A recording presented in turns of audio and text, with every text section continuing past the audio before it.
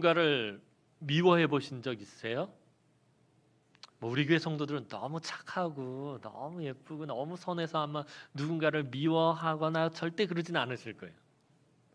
그래도 혹 미울 때가 있잖아요. 그죠? 누군가가 미울 때가 있어요. 그러면 반대로 미움을 받아보신 적 있으신가요? 누군가가 나를 너무 미워하는 거예요. 왜 나를 그렇게 미워하는지 알 수가 없는 거예요. 근데 누군가가 나를 미워할 때 저 사람은 왜 나를 미워하나 그것을 이해할 수 있는 방법은 한 가지밖에 없는 것 같아요. 그럼 나도 그 사람을 미워하면 돼요. 내가 그 사람을 미워하면 그 사람이 나를 왜 미워하는지 알 수가 있어요. 그런데 내가 그 사람을 미워하지 않으면은 그 사람이 나를 왜 미워하는지 알 수가 없습니다.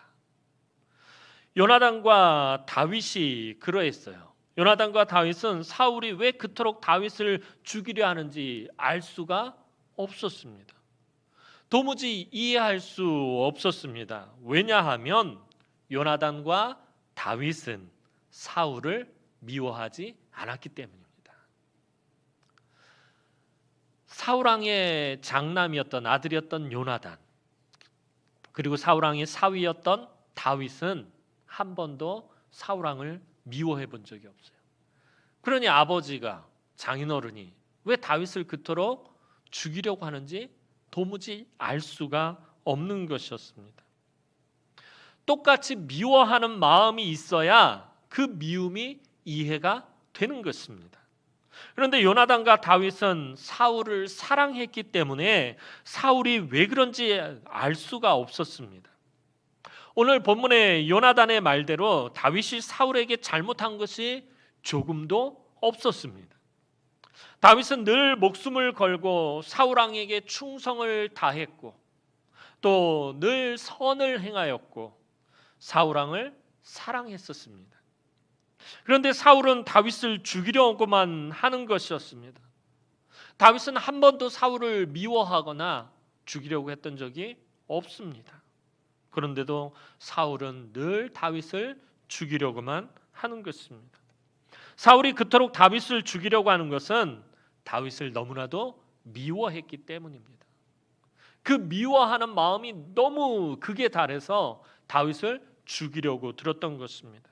또 사울의 이런 미움은 다윗을 향한 질투와 시기심에서 비롯되었습니다. 그럼 사울의 이 불같이 타오르는 질투와 시기심은 어디서 비롯된 것입니까? 표면적으로는 여러분들이 잘 아시는 것처럼 전쟁에 승리하고 돌아오는 다윗을 백성들이 칭찬한 것에 있습니다. 블레셋과의 전쟁에서 큰 승리를 거두고 돌아오는 다윗을 보고 온 백성들이 나가서 기뻐 뛰며 노래를 하면서 다윗을 맞이했습니다. 사울이 죽인 자는 천천히요 다윗이 죽인 자는 만만히로다. 이 노래를 듣고 그때부터 사울은 마음이 심히 불쾌했다라고 성경은 말합니다. 그리고 다윗을 주목해서 보기 시작합니다. 주목해서 보다라는 말은 의도적으로 관심을 기울여서 그가 어떤 마음을 가지고 행하고 있나를 쳐다보다라는 뜻을 가지고 있습니다. 사울이 다윗을 주목해 보기 시작합니다. 표면적으로는 전쟁에 승리하고 돌아오는 다윗을 백성들이 찬양한 것에 있지만 숨겨진 것은 다윗을 향해서 사울이 그토록 질투심과 시기심이 비롯된 것은 이 숨겨진 원인은 다윗이 하나님께 기름 부음을 받은 데 있었습니다. 다윗이 기름 부음을 받고 하나님의 영이 임함으로 하나님의 영이 자기에게서 떠났다고 사울은 생각한 것입니다. 바울이 기름 부음을 받고 하나님의 영이 임했기 때문에 하나님의 영이 자기에게서 떠났다라는 것입니다.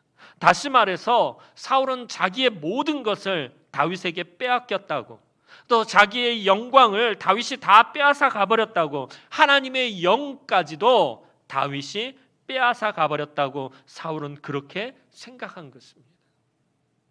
그로 인해 사울은 질투와 시기심에 극에 달했고 기회가 생기는 대로 다윗을 죽이려고만 했던 것입니다.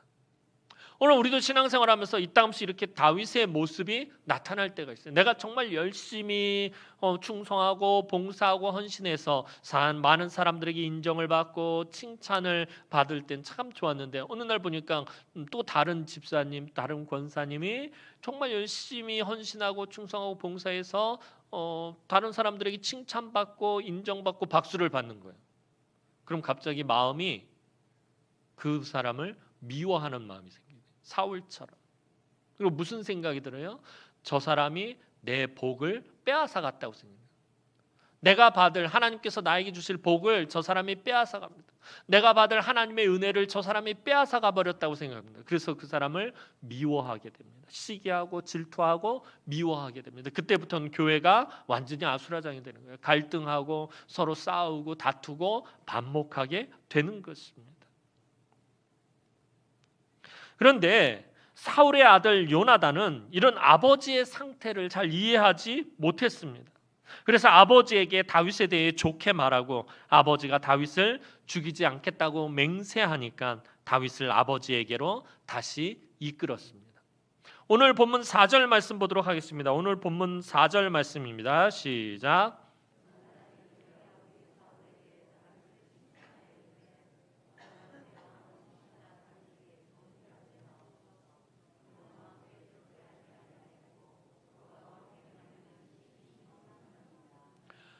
요나단은 항상 다윗의 편에 서 있었어요. 그래서 다윗을 변호하고 다윗을 위해서 아버지에게 늘 좋은 이야기를 해주고 다윗이 아버지에게 충성스러운 신하다라고 그것을 늘 그렇게 알려주었습니다. 오늘도 어김없이 요나단은 아버지에게 다윗의 좋은 점, 다윗의 선함, 다윗의 충성됨을 아버지에게 말합니다. 이에 사울은 다윗을 죽이지 않겠다라고 요나단에게 맹세합니다. 그리고는 아무 문제가 없는 것 같았습니다. 아버지가 이제 다시 그 마음을 버렸구나라고 생각하면서. 그런데 다윗이 블레셋과의 전쟁에서 또다시 대승을 거두고 돌아올 때에 악령이 사울에게 강하게 임하게 되었습니다. 다윗이 모든 일을 잘하면 잘할수록 사울의 질투가 불같이 일어나 발작을 하게 된다라는 것을 요나단은 알지 못했던 것입니다. 다윗이 전쟁에 나가서 승리하면 승리할수록, 맡겨진 일을 잘하면 잘할수록, 충성하면 충성할수록 사울의 질투심이 불같이 일어나면서 발작을 하게 되는 것입니다. 사울에게 있어서 다윗은 애증 그 자체였습니다. 다윗이 잘하는 것을 보면 시기와 질투와 미움이 끓어오르고 또 그가 타는 수금은 그의 불같은 마음을 누그러뜨렸습니다. 그러니까 사울 입장에서 보면 다윗은 좋으면서도 싫고 사랑하면서도 미워하는 그런 존재였다라는 것입니다. 그가 맡겨진 일을 잘하는 걸 보면 질투심이 막 끓어오르고 또 그가 자기 앞에서 수금을 켜면 또 자기 안에 있었던 그런 발작들이 가라앉고 자기가 치료를 받고. 사울에게 있어서 다윗은 그런 존재였습니다. 그런데 이제는 사울의 시기와 미움이 더욱 심해져서 다윗은 사울에게 있어서 증오의 대상으로만 보이게 되었습니다. 오늘 10절 말씀을 보면 그것을 알 수 있어요. 그의 마음이 행동으로 이제 드러나게 돼요. 그가 다윗을 증오하고 미워하고 시기하고 질투하고 죽이고 싶다라는 그 마음이 이제 행동으로, 자신의 행동으로 드러납니다. 오늘 본문 10절 말씀 보도록 하겠습니다. 시작.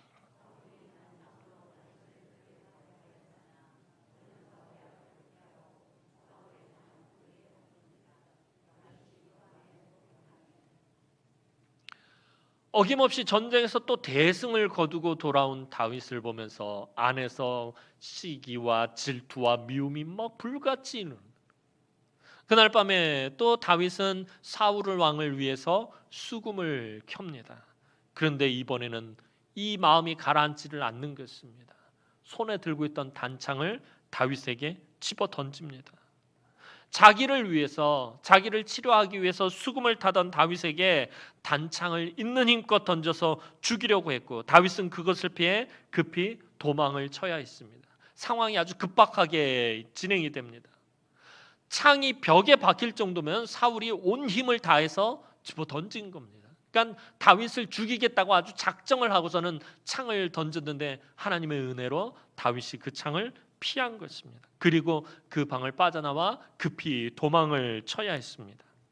다윗이 사울에게서 도망했다라는 이 말은 이제 사울이 완전히 악화될 것을 예고해 주는 것입니다. 왜냐하면 다윗이 사울에게 도망침으로 인해서 사울을 유일하게 치료해 줄 수 있는 사람인 다윗이 완전히 사울의 곁을 떠나가게 되었기 때문입니다. 이제는 아무도 사울을 위로해 주고 또 사랑해 주고 치료해 주고 도와줄 사람이 없다라는 것입니다.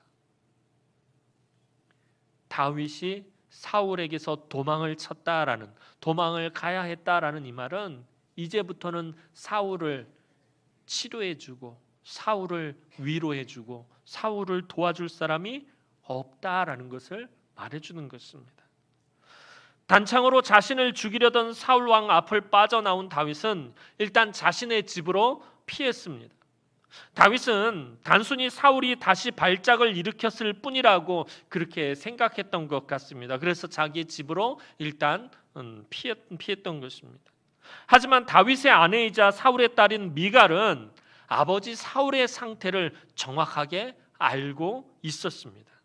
미갈은 아버지 사울 왕이 이제는 자기 남편을 반드시 죽이려고 한다라는 것을 알고서 다윗을 도피시키려고 했어요. 이제 아버지가 완전히 내 남편을 죽이기로 작정했구나. 이제는 그 마음을 완전히 표현을 했구나라고 미갈은 그것을 알고 다윗을 도피시킵니다. 아니나 다를까 사울은 다윗을 죽이기 위해 군사들을 보냈습니다. 이때 미갈은 꾀를 내어 다윗을 창밖으로 미리 도피시키고 다윗이 아파서 자리에 누워 있는 것처럼 꾸며서 다윗이 도망칠 수 있는 시간을 벌기 위해 그를 죽이러 온 아버지의 군사들을 속였습니다. 오늘 본문 다음을 보면 이제 자기 집을 빠져나온 다윗은 라마에 있는 사무엘에게로 도망을 갑니다. 그리고 다윗의 도망자의 삶이 이제부터 본격적으로 시작하게 됩니다. 오늘 본문이 기록된 사무엘하 19장에서 사울과 관련해서 가장 많이 나오는 말이 다윗을 죽이려 하다라는 말이고, 다윗과 관련해서 가장 많이 나오는 말은 숨어있다, 도피하다 이런 말입니다. 2절 말씀 보면 숨어있다, 10절에 도피하다, 12절 도망하다, 18절 도피하다라는 말이 기록되어 있어요. 이제부터 사울은 다윗을 죽이려고 끊임없이 다윗의 뒤를 쫓고 다윗은 그런 사울을 피해서 도망하는 고난의 삶이 비로소 시작된 것입니다. 이제부터 본격적으로 약 10여 년 동안 사울은 다윗을 죽이려고 계속해서 다윗의 뒤를 쫓고 다윗은 사울을 피해서 계속해서 살기 위해 도망치는 도망자의 삶을 살게 되는 겁니다. 오늘 보면 19장 앞에 있는 사무엘상 18장부터는 사실 다윗과 사울의 전쟁 스토리라고 해도 과언이 아닙니다. 이제부터는 다윗과 사울의 영적 전쟁이 시작된 것입니다. 이 전쟁에서 사울이 힘과 권력을 쥐고, 사울은 이스라엘의 왕이기 때문에 모든 군사력을 가지고 있고 모든 힘을 다 가지고 있어요. 사울이 힘과 권력을 쥐고 다윗을 죽이려고 계속 궁지에 밀어붙이는 것 같지만 실제로는 사울이 패한 것이나 마찬가지였습니다. 사울의 아들과 딸도 다윗의 편에 서고 백성들의 마음도 다윗에게 가버렸고 신하들도 다윗의 유능함을 인정하고 있다는 거예요. 사울의 아들이었던 요나단은 다윗 편에 서 있고 사울의 딸인 미갈도 자기 남편인 다윗을 아버지로부터 살게 하기 위해서 도망을 보내고 백성들의 마음도 다윗에게 향해 있어요. 사울이 죽인 자는 천천히요 다윗이 죽인 자는 만만히로다. 다윗이 훨씬 더 뛰어나다라고 백성들이 그렇게 인정하고요. 또 다윗이 어디를 가든지 지혜롭게 행하는 것을 보고 사울의 신하들도 다윗의 유능함을 인정했습니다. 다시 말해서 이 싸움의 결과는 이미 정해져 있다라는 것입니다. 다윗이 사울에게 미움을 받는 결정적인 이유가 무엇입니까? 그것은 아까 말씀드린 것처럼 다윗이 하나님께 기름 부음을 받고 하나님의 영이 임했기 때문입니다. 다시 말해서 하나님도 누구 편이다? 다윗의 편이다라는 것입니다. 그러니까 사울이 미칠 정도로 질투하고 막 미워하고 증오하고 발작하게 되는 게 결정적으로 하나님이 자기를 버리고 다윗의 편이 되었다라는 것. 다윗에게 기름을 부으시고 하나님의 영에 감동하게 하셨기 때문에 하나님은 이제 다윗을 책임지셔야 했습니다. 그러므로 이 싸움의 결과는 뻔한 것이에요.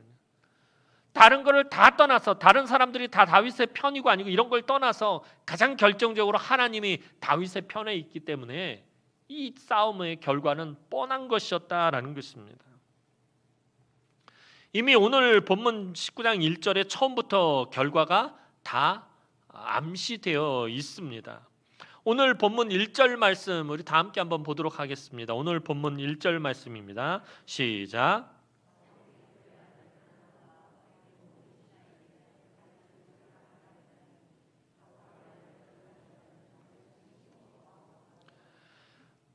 사울의 아들 요나단이 다윗을 심히 좋아함으로, 이 말에 이미 그것이 암시되어 있습니다.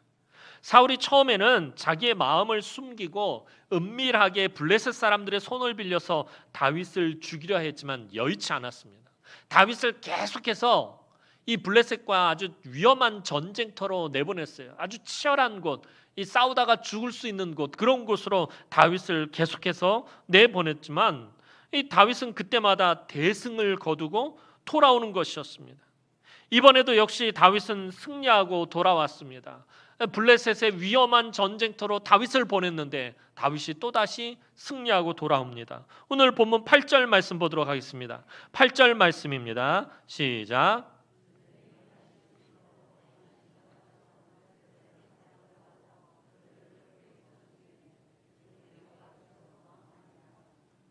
이번에도 어김없이 또 대승을 거두고 돌아오는 것입니다. 사울은 이런 다윗을 보며 이제는 아예 드러내놓고 다윗을 죽이려고 했어요. 전에는 다른 사람들의 손을 빌려서 다윗을 제거하려고 했는데 이제는 자기가 직접 다윗을 죽이려고 합니다. 그러나 오늘 성경 저자는 그것이 실패로 돌아갈 것을 1절에서, 아까 우리가 읽은 본문 1절에서 이미 말하고 있습니다. 사울의 아들 요나단이 다윗을 심히 좋아함으로. 요나단이 누구입니까? 사울 왕의 장자입니다. 근데 사울 왕의 여러 왕자들 가운데 그냥 그저 그런 허접한 왕자가 사실 아닙니다. 전에도 한번 요나단에 대해서 말씀을 드렸어요. 요나단은 용맹한 용사였고요. 전쟁터에 나가서 진짜 용감하게 싸워서 블레셋과의 전쟁에서 큰 공을 세웠던 왕자이기도 합니다. 그리고 탁월해요. 모든 군사들에게 인정을 받는 그런 지도력을 또 가지고 있는 아주 탁월한 왕자였어요. 결정적으로 사울 왕의 왕위 계승권을 가지고 있는 아들이었다는 거예요. 그냥 아들이 아니라 왕위 계승권을 가지고 있는 가장 뛰어난 왕자였습니다. 그런데 그가 다윗을 자기 생명같이 사랑하고 있는 것입니다. 남자들에게 기본적으로 있는 성향이 권력 지향적인 성향을 가지고 있어요. 그래서 권력이라든지 힘이라든지 이런 것을 남자들은 갖는 것을 사실 되게 좋아합니다. 그것을 원합니다. 요나단이라고 그런 야망이 없었겠습니까? 자기는 그냥 왕자도 아니고 왕위 계승권을 가지고 있고 또 많은 군사들과 백성들에게 사랑받는 왕자입니다. 그냥 다음번 이스라엘 왕이 될 수 있는 그런 위치에 있는 사람인데 그가 자기의 최고 정적이었던, 자기의 제일 악패 방해물이 될 수 있는 이 다윗을 심히 좋아했다라고 말하고 있어요. 18장에 보면은 요나단이 다윗을 자기의 생명과 같이 사랑했다라고 그렇게 말하고 있어요. 요나단이 다윗을 미워하지 않습니다. 심지어 아버지가 다윗을 죽이려고 하는 음모를 다윗에게 알려주기까지 합니다. 아버지로부터 계속 다윗을 보호합니다. 요나단은 아버지로부터 물려받을 이스라엘의 영화로운 왕권보다는 하나님이 택하신 믿음의 사람 다윗을 훨씬 더 좋아했다는 것이. 이스라엘의 왕권과 다윗이라는 이 둘을 놓고서는 아마 보통의 사람들이라면 이 왕권을, 권력을 택했을 것이에요. 그런데 요나단은 이 왕권보다는 하나님이 선택하신 믿음의 사람 이 다윗을 훨씬 더 좋아했다라는 것입니다. 사실 사울이 그토록 다윗을 죽이려고 하는 이유 중에 하나가 요나단에게 바로 이 왕위를 넘겨주기 위해서였습니다. 자기가 사랑하는 아들, 그냥 아들도 아니고 정말 탁월하고 뛰어나고, 사실 요나단과 다윗을 놓고 비교해 본다면은 누가 더 뛰어나고 다를 것도 없어요. 이 요나단이라고 해서 다윗에게 절대로 꿀리지 않는 그런 인물입니다. 그러니 사울 입장에서 보면 이 아들 요나단이 얼마나 자랑스럽고 얼마나 좋았겠어요. 그 아들에게 왕위를 물려주려고 그토록 애를 썼던 것입니다. 그런데 요나단은 이런 사울의 마음을 아는지 모르는지 딴짓만 하고 있는 것입니다.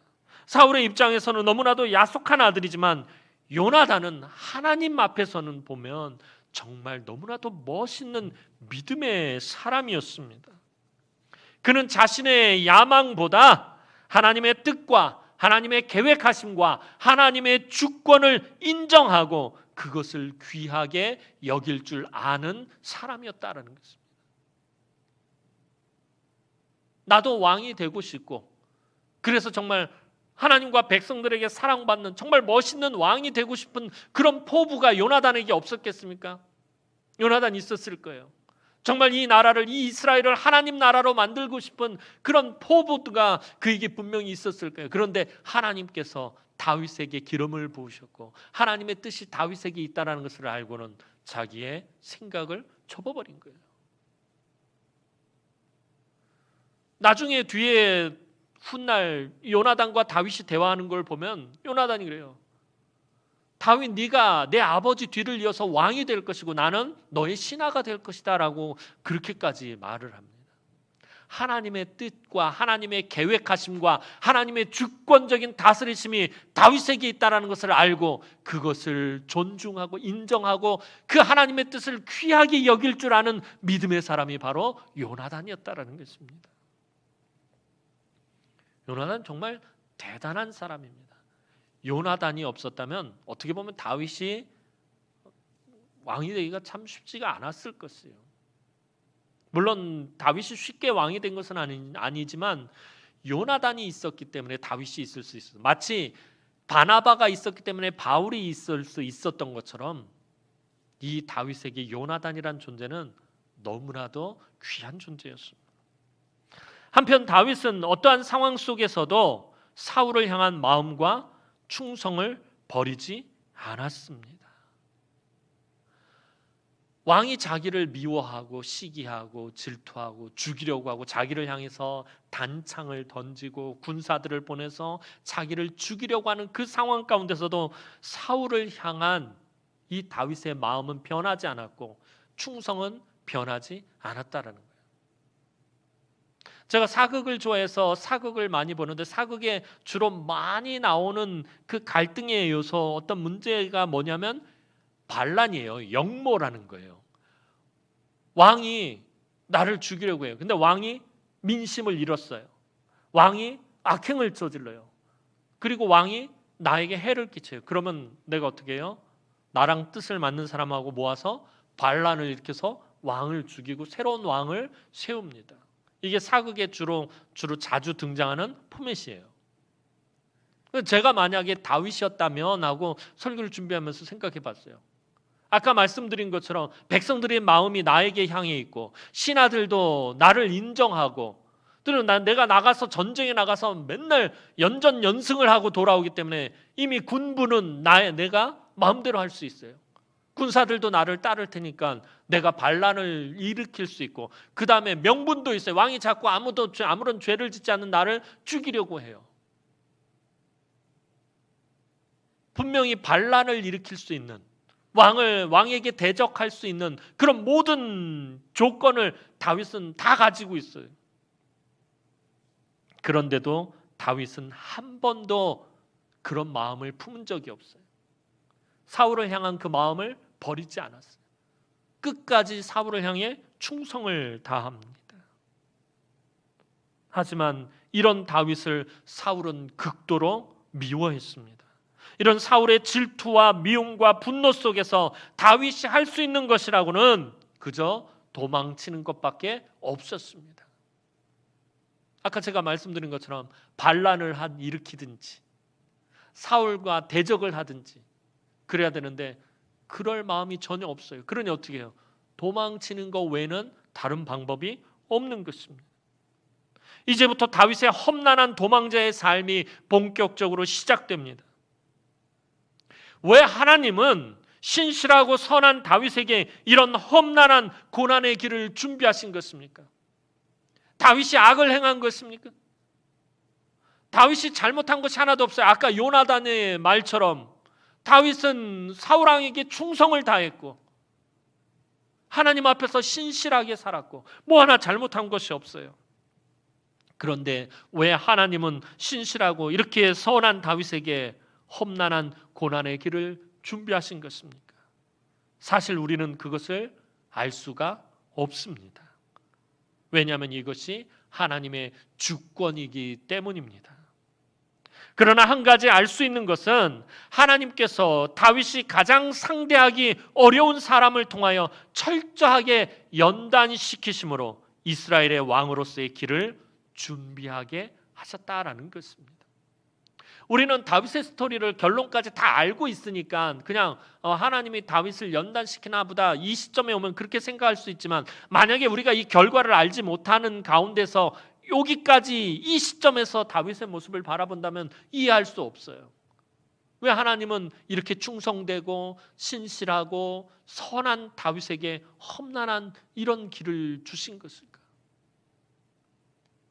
그런데 그것이 하나님의 주권이다라는 것입니다. 다윗의 주변에서 다윗이 상대하기 가장 어려운 사람이 누구입니까? 그것은 주변의 이방 나라 대적들이 아니라 블레셋이라든지 모압과 암몬, 아말렉, 에돔 이런 이방 나라 대적들이 아니라 사실은 바로 사울 왕입니다. 다윗이 가장 상대하기 어려운 대상이 바로 사울 왕입니다. 다윗의 하나님을 향한 믿음으로는 사울을 대적할 수가 없기 때문이에요. 하나님을 향한 그 다윗의 믿음으로는 사울을 대적할 수가 없다라는 것입니다. 왜냐하면 사울은 비록 지금은 실패의 길을 걷고 있지만 이스라엘의 주권자 되신 하나님께 기름 부음을 받은 사람이기 때문이다라는 거예요. 모든 전쟁은 여호와께 속했다고 하나님의 주권을 철저하게 인정하는 다윗으로서는 도저히 하나님의 기름 부음 받은 사울 왕을 조금이라도 대적하거나 미워할 수가 없기 때문에 그는 도망자의 삶을 선택한 것입니다. 하나님께 기름 부음 받은 자를 대적하는 것은 하나님을 대적하고, 사울 왕을 미워하는 것은 하나님을 미워하는 것이라고 그렇게 여기고 있었다라는 거예요. 그래서 도망자의 삶을 선택한 것입니다. 사울 왕은 오직 하나님의 주권적인 다스림만으로 해결할 문제라는 것을 다윗은 알고 있었습니다. 이 사울 왕의 이 문제는 내가 해결할 수 있는 것이 아니라 오직 주권자 대신 하나님만이 해결하실 수 있다는 거예요. 어떤 상황, 어떤 형편 속에서라도 다윗에게 있어서 제일 가장 중요했던 것은 하나님의 통치하심이에요. 하나님의 다스리심이에요. 이스라엘이라는 나라는 왕이 다스린, 왕은 있지만 실질적인 주권자는 하나님이다라는 것이에요. 그래서 그 하나님이 모든 문제를 해결해야 된다라고 다윗은 그렇게 믿고 있었습니다. 그래서 다윗은 사울을 죽일 수 있는 절호의 기회가 2번이나 있었음에도 사울을 죽이지 못했던 것입니다. 이런 다윗의 마음을 알 수 있는 것이 사무엘상 24장 5절에서 7절 상반절에 기록되어 있습니다. 오늘 그 말씀 잠깐 보도록 하겠습니다. 시작.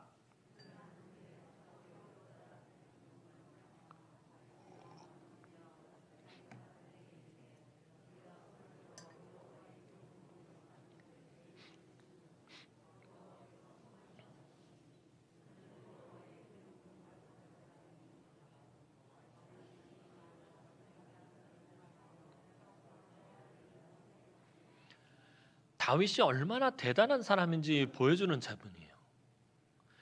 엔게디 황무지에서, 엔게디 광야에서 사울에게 쫓기던 다윗이 굴 안에서 사울을 죽일 수 있는 절호의 기회가 왔는데 사울의 옷자락만 살짝 베었습니다. 그런데 다윗이 사울의 옷자락을 벤 것으로 인해 마음이 심히 찔렸다라고 말하고 있어요. 양심의 가책을 느끼는 거예요. 왕을 죽일 마음은 없었지만 그럼에도 불구하고 왕의 옷자락에 상해를 입은 것 가지고도 마음에 찔림이 있었다는 거예요. 그리고 다른 부하들에게, 자기를 따르는 사람들에게 말합니다. 하나님께 기름 부음 받은 자를 절대로 해하지 말라. 솔직히 그렇잖아요. 제가 다윗이라면 그래요. 내가 내 손에 피를 묻히면 안 되는 거예요. 내가 내 스스로가 하나님께 기름 부음 받은 자를 죽일 수는 없으니까 나의 말이라면은 충성을 다하는 내 부하들을 통해서 사울을 제거할 수도 있잖아요. 또 내가 뭐 그런 명령을 내리지 않는다 할지라도 내 부하들이 언제든지 사울을 죽일 수 있는. 그런데 다윗은 그것을 엄히 금합니다. 자기 부하들에게 절대로 사울 왕을 해하지 못하게 합니다. 이것이 다윗의 마음입니다.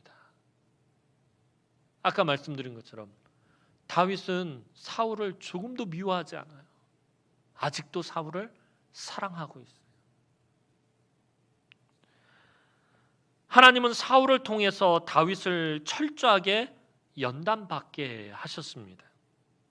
다윗은 양을 치며 수많은 들짐승들을 쳐 죽이고 양을 구해왔습니다. 들짐승 같은 블레셋의 골리앗을 죽이고 이스라엘이라는 양떼를 구하기도 했습니다. 그 뒤에도 계속해서 블레셋과의 전쟁을 통해서 이스라엘이라는 양떼를 구해왔습니다. 들짐승이나 골리앗 혹은 블레셋과 같은 대적들은 그냥 죽이면 그만입니다. 그러나 지금 상대하는 사울 왕은 그냥 죽인다고 해서 해결될 문제가 아니었습니다. 다윗의 신앙과 모든 총체적인 것이 연결된 아주 어려운 문제였다라는 것입니다. 그냥 우리는 쉽게 보면서 그냥 왜 그토록 10년이 넘게 힘들고 어려운 고난의 길을 걸어갈까? 아까 제가 말씀드린 것처럼 반란을 일으켜서 사울을 찍어내고 이스라엘을 하나님 나라로 제대로 잘 세우면 되는데 왜 이렇게 힘든 길을 걸어갈까? 근데 다윗의 신앙으로는 그것이 불가능한 일이었다는 거예요. 사울 왕과 관련해서는 이 다윗의 신앙과 다윗의 삶과 모든 것이 다 연결되어 있는 아주 어려운 문제였습니다. 이런 어려운 상대를 통하여 다윗은 연단을 받으며 광야에서 수도 없이 부르짖어 기도해야 했고 눈물을 흘리며 애통해야 했고 무엇을 어떻게 해야 할지 몰라서 답답한 마음을 부여잡아야 했고요. 또 하나님만 바라보아야 했고 하나님께 목숨을 구걸해야 했습니다. 그 10년 동안 얼마나 다윗이 비참한 삶을 살았는지 모릅니다. 다윗은 이렇게 오래도록 고통스러운 연단의 시간을 통해서 겸손한 하나님의 종으로 더욱 다듬어져 가고 수많은 시편의 찬양들을 만들어내는 온전한 예배자로 변화되어 갔다라는 것입니다. 사랑하는 성도 여러분, 다윗은 최선을 다해 충성을 하고 선한 일을 행하고도 죽음의 위기에 놓이게 되었습니다. 이렇게 선한 일을 했음에도 불구하고 비난을 받을 때, 최선을 다해 열심히 살았는데도 느닷없이 심한 반대와 핍박을 받을 때, 또 정말 믿음 붙잡고서 그 믿음으로 최선을 다해 살았는데도 고난이 찾아올 때 우리는 당황하거나 시험에 들게 됩니다. 우리가 잘못한 일에 대하여 책임을 지거나 벌을 받았을 때는 당연한 것으로 받아들일 수 있어요. 내가 잘못했으니까, 내가 범죄했으니까, 내가 실수했으니까, 내가 실패했으니까, 내가 잘못한 일에 대해 책임을 지거나 벌을 받을 때는 당연한 것으로 받아들일 수 있습니다. 그러나 선한 의도로 시작한 일이거나 내가 정말 최선을 다해 충성하거나 열심을 다해 성실히 하거나 정말 믿음으로 살겠다고 몸부림친 일에 대해서는 그렇지가 않습니다. 원망과 불평이 터져나오고 하나님에게 항의하게 됩니다. 그런데 다윗은 하나님께 원망하거나 불평하지 않고 오히려 더욱 하나님만을 의지했다라는 거예요. 다윗의 시편들을 보면, 이 도망자의 삶이 시작된 이후로 지어진 다윗의 시편들을 보면 너무나도 놀라운 고백들이 있어요. 대적들에게 포위를 당하거나 원수들에게 죽음을 위기에 처했거나 사망의 음침한 골짜기를 지날 때마다 하나님이 자신을 지키고 보호하고 계심을 늘 고백해요. 그래서 하나님만을 향하고 하나님만을 바라고 하나님만을 의지하고 있음을 늘 노래하고 있다라는 것입니다. 다윗은 결코 하나님을 배신하지 않습니다. 하나님만을 의지합니다. 그리고 그에게 주어진 고난에도 하나님의 주권적인 뜻이 있음을 믿었습니다. 그리고 그는 묵묵히 고난을 받으며 하나님의 정하신 때를 오래 참음으로써 기다렸습니다. 그리고 조용히 순종하며 광야길을 걸어갔습니다. 다윗의 이런 모습은 선을 행하고도 비난을 받게 될 때, 또 믿음을 지켰음에도 고난의 길을 걸어야 할 때 우리 그리스도인들이 어떤 모습을 취해야 할지 가르쳐주고 있습니다. 우리가 다윗처럼 하나님의 주권을 인정하고 믿는다면 비록 억울한 일을 당한다 하더라도 낙심하거나 시험에 들어서는 안 됩니다. 왜냐하면 하나님의 주권적인 섭리하심대로 하나님의 계획하심과 그 뜻대로 살려고 하는 사람은 어느 시대를 불문하고 많은 어려움과 고난을 겪어왔기 때문입니다. 그래서 사도 베드로는 베드로전서 2장 19절에서 21절 상반절에 이렇게 말하고 있습니다. 우리 다 함께 한번 보도록 하겠습니다. 시작.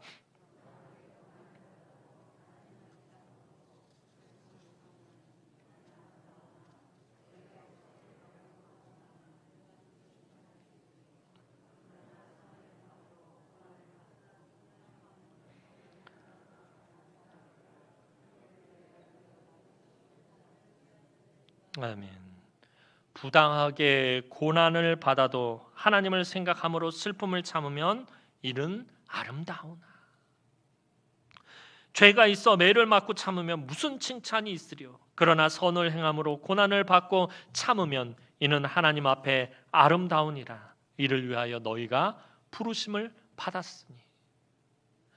베드로는 아름다운 일이라고 두 번에 걸쳐서 말하는, 매우 강조하고 있는 거예요.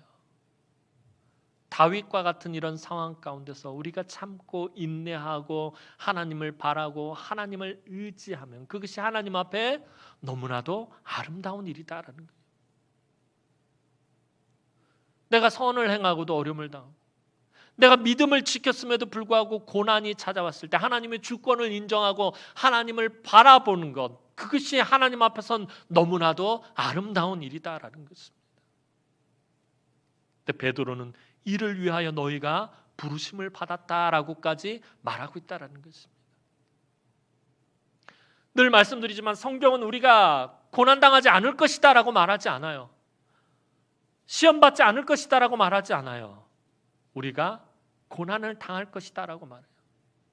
심지어 여러 가지 시험을 당하고, 베드로는 우리가 불같은 시험을 만날 것이다라고 말해요. 근데 이는 우리를 온전하게 하기 위함이다라고 말하고 있어요. 금요철회 때도 말씀드렸지만 이 온전하다라는 말이 무엇입니까? 이 온전하다라는 말은 완벽하다라는 말이 아니에요. 우리가 하나님 앞에서 온전한 예배자, 온전하게 행하다, 이것은 우리가 하나님 앞에서 완벽하게 행하다라는 말이 아니에요. 우리가 때로는 실수하고, 때로는 넘어지고, 때로는 실족하고, 때로는 상처받고, 때로는 아픔 가운데 있고, 때로는 범죄한다 할지라도 우리의 마음이 하나님을 향하고 우리의 믿음의 뿌리가 하나님의 말씀에 놓여 있는 것을 온전하다라고 말해요. 그것을 위해서 우리 삶에 고난이 온다라는 거예요. 그래서 그 고난 가운데 우리가 참고 인내하고 하나님만 바라고 하나님만 의지하는, 그것이 하나님 앞에서 너무나도 아름다운 일이다라는 것입니다. 우리가 이 땅을 살아가면서 고난을 만날 때, 어려운 순간들, 힘겨운 일을 만날 때, 눈에서 눈물이 그치지 않을 때 더욱더 하나님만 바라보시기 바랍니다. 하나님만 의지하시기 바랍니다. 그것이 하나님 앞에서 너무나도 아름다운 일이다라는 것입니다. 사실 다윗의 고난은 부당한 것입니다. 인간적으로 볼 때 다윗은 부당한 일을 당하고 있어요. 그가 뭐 잘못한 게 있어요? 잘못한 거 하나도 없어요. 그럼에도 불구하고 미움을 받고 죽임을 당할 위기에 처하고 도망을 가야 하고 쫓겨가야 하고 온갖 비참한 일을 다 당해야. 다윗의 고난은 사실 부당한 것이었습니다. 하지만 다윗은 하나님의 뜻을 믿고 믿음으로 인내하며 참았습니다. 다윗의 이 모습을 하나님은 너무나도 아름답고 귀하게 보셨어요. 그래서 마침내는 하나님께서 다윗을 평가하실 때, 칭찬할 때 뭐라고 말해요? 다윗은 나와 마음이 합한 자다라고 말해요. 이 얼마나 놀라운 하나님의 은혜의 말씀입니까? 하나님께서 바라보시면서 얘는 나와 마음이 합한 사람이야, 이런 말을 듣기가 쉬운 일이겠습니까? 그 부당한 고난조차도 묵묵히 믿음으로 지켜내는, 이겨내는 그 다윗을 바라보면서 하나님은 저는 나와 마음이 합한 자다라고까지 칭찬하셨고, 그리고 이스라엘 역사상 가장 존귀한 왕으로 만들어 주셨습니다. 뿐만 아니라 그의 고난의 시간 동안 한 번도 떠나지 않으시고 그를 지키고 보호하셨어요. 다윗의 시편들은 그것을 분명히 노래하고 있다고 아까 말씀드렸죠. 그가 어떠한 사망의 음침한 골짜기를 지날지라도, 수많은 원수들의 대적들에 의해서 그가 죽임을 당할 위기에 놓여 있다 할지라도 하나님께서 다윗을 지키고 보호하시고 인도하셨음을 다윗은 수많은 시편을 통해서 노래하고 있습니다. 오늘 우리 가운데는 코로나를 비롯한 삶의 여러 가지 어려운 일들로 힘겨운 시간을 보내고 있는 성도들이 있습니다. 생각지도 못했던 그런 고난이 찾아오고 아픔이 찾아오고 괴로움이 찾아오고 걱정과 근심과 염려와 시험과 환난이 떠나지 않고 끊임없이 몰아쳐오고 두려운 일들이 계속해서 일어납니다. 생각지 못했던 병으로 고통을 당해야 돼요. 정말 하나님 앞에서 믿음 붙잡고 살려고 정말 열심히 살았는데도 불구하고 고난이 찾아와. 그런 성도들이 너무나도 많이 있습니다. 때로는 괴롭고, 때로는 서럽고, 때로는 고통스럽고, 때로는 눈에서 눈물이 멈추지 않는 그 고난의 시간에 낙심하거나 넘어지지 말고 오히려 다윗처럼 하나님의 주권을 인정하며 믿음으로 하나님만을 바라고 의지하는 우리 성도들이 되었으면 좋겠습니다. 다윗처럼 지금 고난의 시간을 지나가고 있다면 더욱 하나님만 바라보시기 바랍니다. 더욱 하나님만 의지하시기 바랍니다. 우리가 알 수 없는 하나님의 주권적인 섭리하심과 하나님의 주권적인 계획하심과 뜻이 분명히 있기 때문입니다. 하나님이 아무 생각 없이 아무 계획 없이 다윗을 도망자의 삶으로 몰아넣으셨겠습니까? 하나님이 심심해서 다윗을 광야길로 몰아넣으셨겠습니까? 거기엔 분명히 하나님의 주권적인 뜻이 있다라는 것입니다. 여러분들, 이 힘든 세상을 살아갈 때, 요즘 코로나19로 인해서 더 힘겨운 이 삶을 살아갈 때 만나게 되는 수많은 어려움들과 힘겨운 문제들 때문에 결코 낙심하거나 주저앉지 마시고 그때마다 오히려 더욱 하나님만 바라고 하나님만 의지하시기 바랍니다. 이때 우리 성도들을 주께서 연단하시고 정금과 같이 더욱 아름답고 귀하게 회복하시며 크신 은혜와 복을 풍성하게 베풀어 주시기를 주님의 이름으로 축원합니다. 기도드리겠습니다. 사랑과 은혜가 많으신 아버지 하나님, 은혜와 사랑을 진심으로 감사를 드립니다. 오늘도 다윗처럼 정말 힘겨운 시간을 보내고 있는 성도들이 있습니까? 하나님, 우리 성도들이 하나님의 주권을 인정하며 믿음으로 하나님만 바라고 의지할 때 사랑하는 주의 귀한 성도들에게 한량없는 은혜와 자비를 베푸시고 하나님 앞에서 더욱더 아름답고 귀하게 회복되어질 수 있도록 하나님 은총을 베풀어 주옵소서. 오늘 다윗과 같이 하나님과 마음이 합한 우리 남흥의 모든 성도들이 되어질 수 있도록 하나님 은혜를 베풀어 주옵소서. 감사를 드리옵고 예수님의 이름으로 기도하옵나이다. 아멘.